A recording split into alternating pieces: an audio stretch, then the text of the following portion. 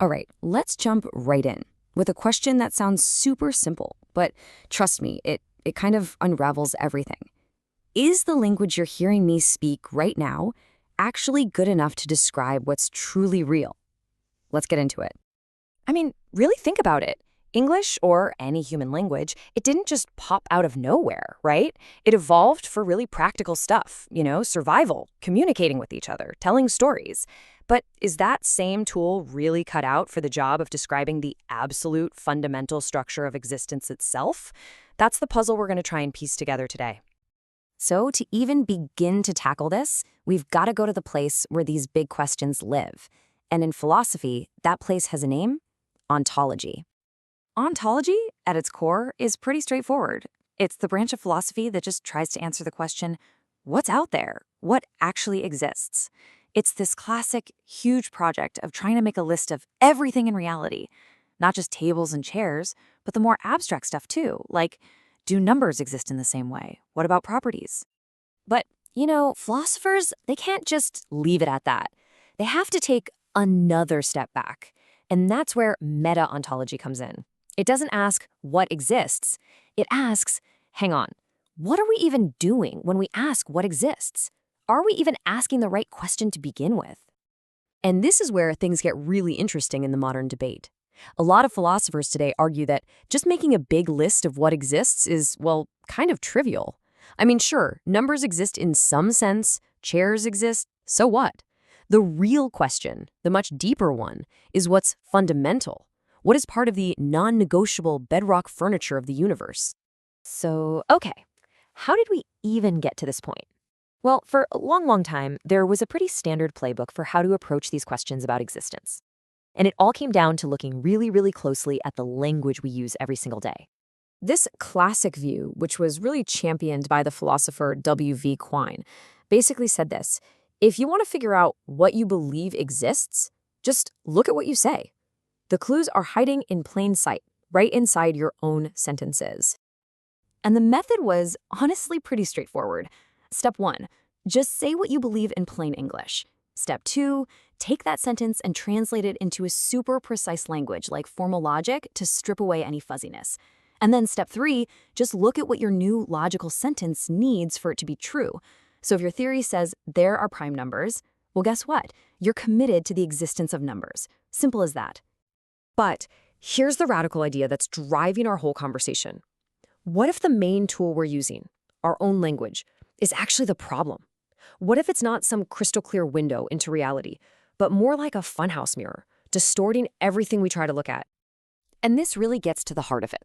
Think about how we talk. Almost every sentence we make is built around a subject and a predicate. The ball, that's the subject, is red, that's the predicate. We just can't help but talk about things having properties.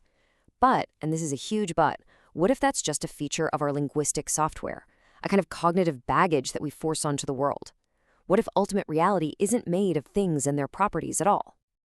Okay, so if our normal languages might be broken for this job, what do? Well, here's the bold pitch. Maybe we need to build a new one.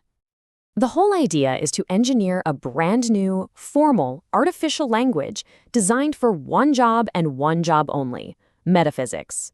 Some philosophers have even given it this kind of cool name, ontologese. Its sole purpose would be to describe reality as it truly is on a fundamental level. And the ambition here is just staggering.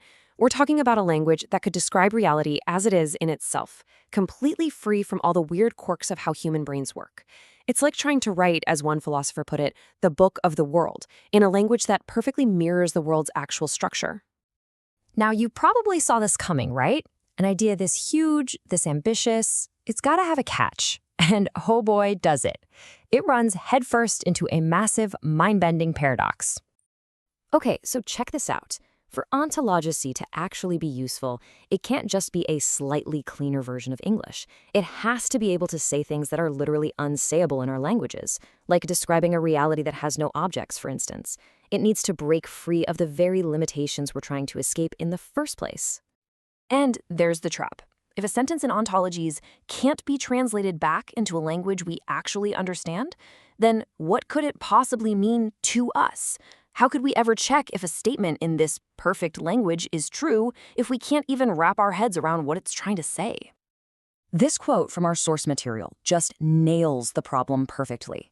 If we are fundamentally locked out from understanding this new language, then what good is it? What's the point?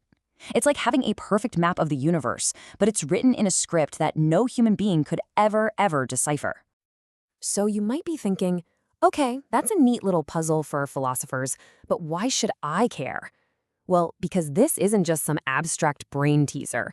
It forces us to confront something incredibly fundamental about our own place in the world. This whole debate, it's not really just about logic. It's about this deep, almost spooky harmony between our minds and the reality we live in. The structure of our thoughts, which gets expressed in our language, somehow seems to line up with the structure of the world. Why is that? Is it just a crazy coincidence? Or is there something way deeper going on? And so that leaves us with this ultimate question. When we talk about the world, are we actually peeling back the layers to see what's really there? Or are we, in a way, just painting a picture of reality using only the limited set of colors our language gives us? That's a thought to sit with. Thanks for joining me for this explainer.